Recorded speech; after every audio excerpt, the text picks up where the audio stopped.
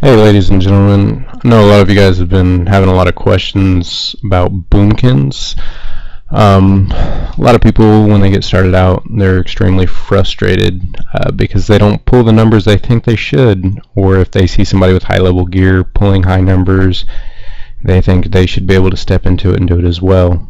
Hopefully I can help fix some of your problems and maybe give you a better understanding of boomkins. The first thing I will say, boomkins are very, very gear dependent. So each piece of gear you get will be a tremendous amount of DPS. I'm currently at a 576 item level. I don't believe I've gotten any upgrades since December. Haven't really been raiding much since then. Do have a lot of heroic gear, as you can see here. First thing we'll go into are the talents. Your first set of tier talents, mainly just movement based. Best ones here is probably your feline swiftness or displacer beast, depending on fights. A lot of people like feline swiftness just for the base movement speed. I prefer displacer beast just to get me to the spot faster so I can get up and start nuking again.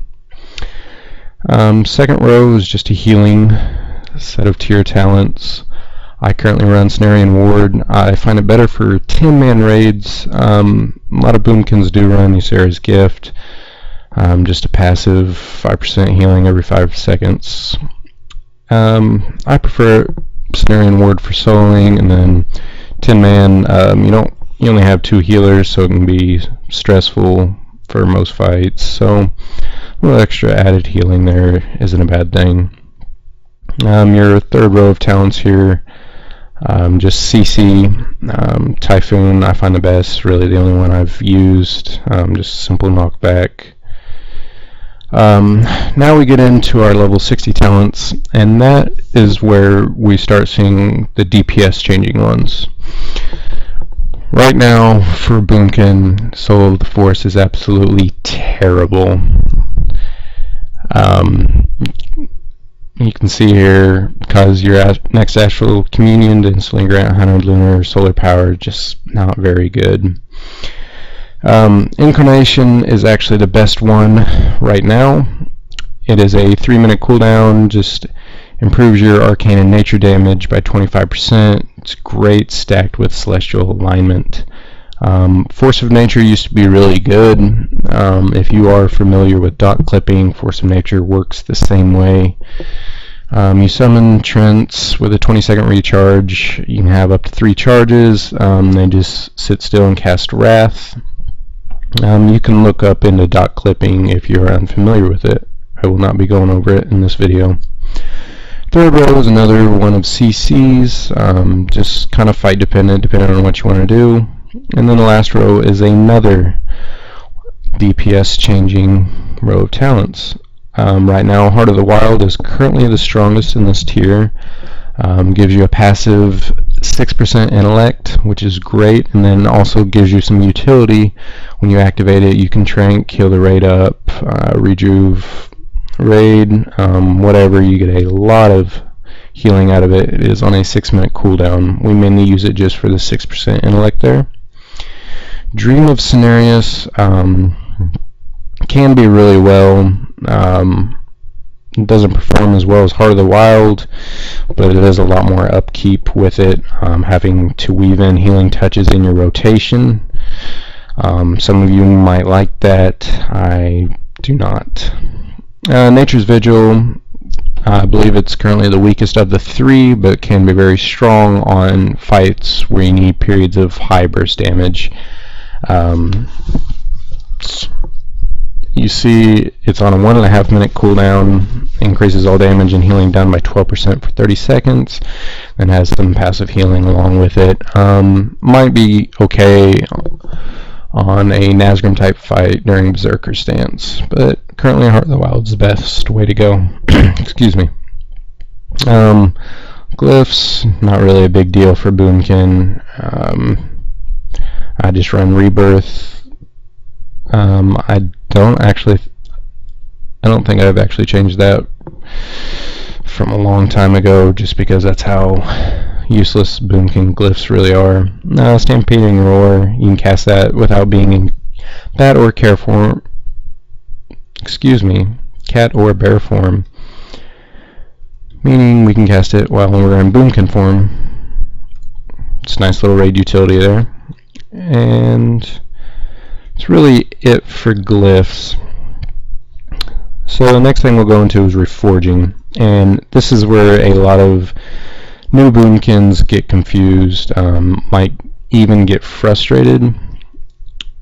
Starting out, you definitely want to get into your first haste cap.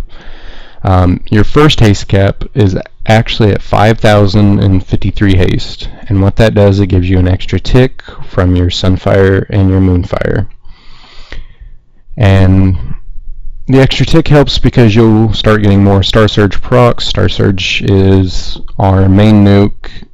It's on a 15-second cooldown, but can be reset through a Sunfire Moonfire crit.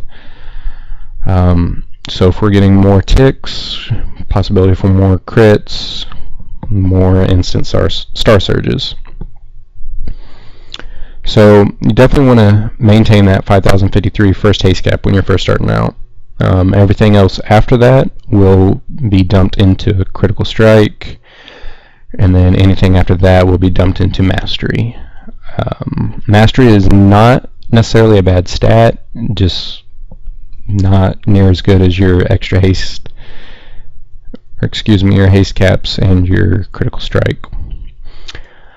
So a lot of you might question, well, when do we go for the next haste cap? Because I noticed you're up around 10,000. Once you can maintain about 20% Critical Strike along with your next haste cap of 10,289, which I am slightly over, it's not too bad there.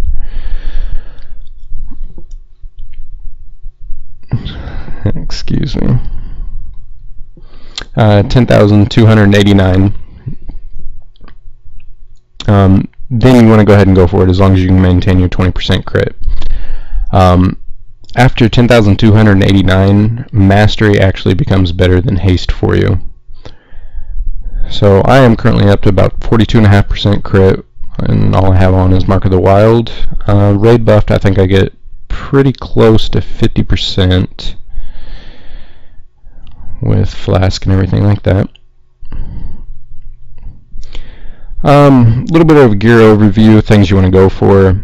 Currently in this tier, I could give you a best in slot list, but it's going to vary piece by piece, just because you're not going to be guaranteed drops.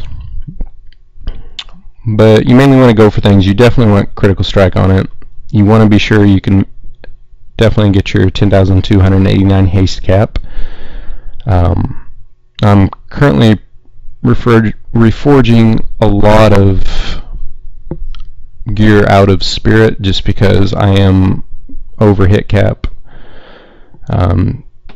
which is the first thing you want to hit before your haste cap. You always want to be hit capped.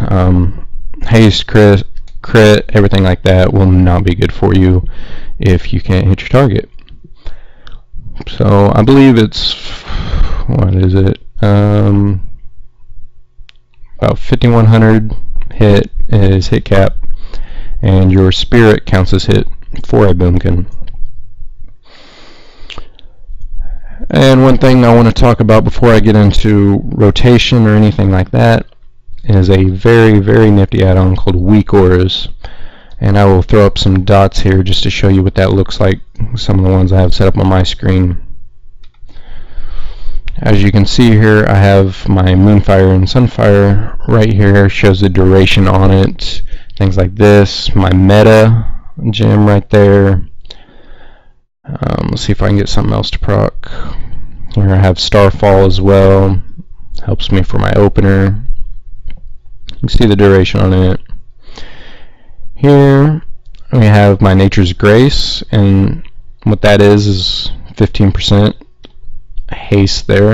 And there's my meta procced again. It's just a neat little add-on just to show when things are procced so you can stack your cooldowns better. And that is definitely want to for your opener, dot clipping, things along those lines. And again, I'm not really going to go into dot clipping. You can find that, I believe, on Icy Veins. So the ones I have set up for my Boomkin definitely helps with my rotation.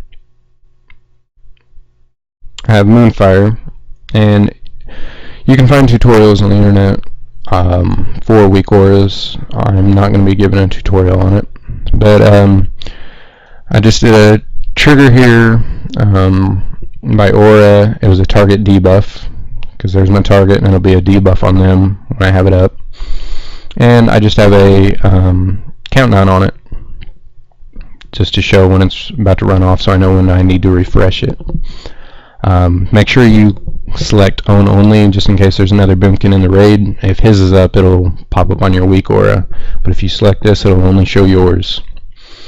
I do the same thing with my Sunfire.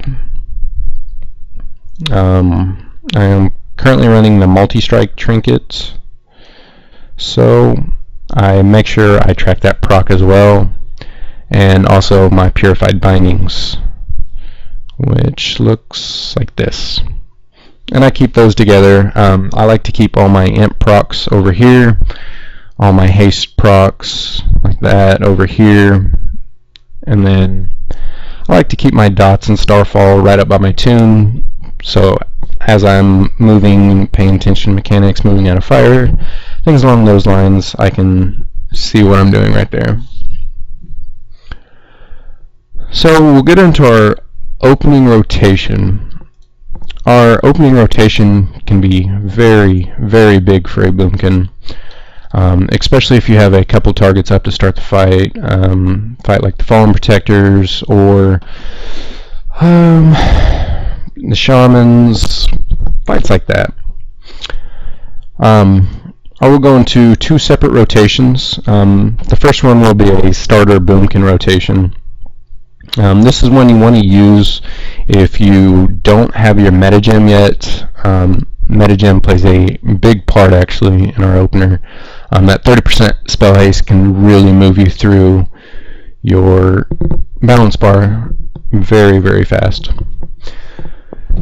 So I will go ahead and take off my helm just to say I'm a starting Boomkin. So what you want to do, I have this nice balance bar right here, a nice add-on you can download. Shows you how close you are into moving into eclipses, so you know when to cast next. I will go into that in further detail here in just a little bit. But I want to start off one cast away from being in a lunar eclipse. And the reason for that, I can cast Starfall, and then I'll cast one Wrath to move in to the lunar eclipse. Go ahead and pop Incarnation, put up my 2 dots. See Starfall's running out, I go ahead and cast it again. Start spamming my Starfire, get a proc there, and then I go ahead and pop my Celestial Alignment. Kind of matches up there evenly.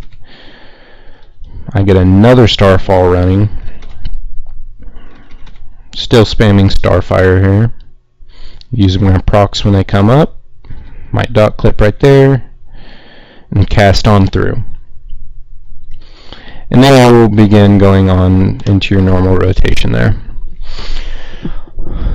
So, the reason I say the difference is because of your helm,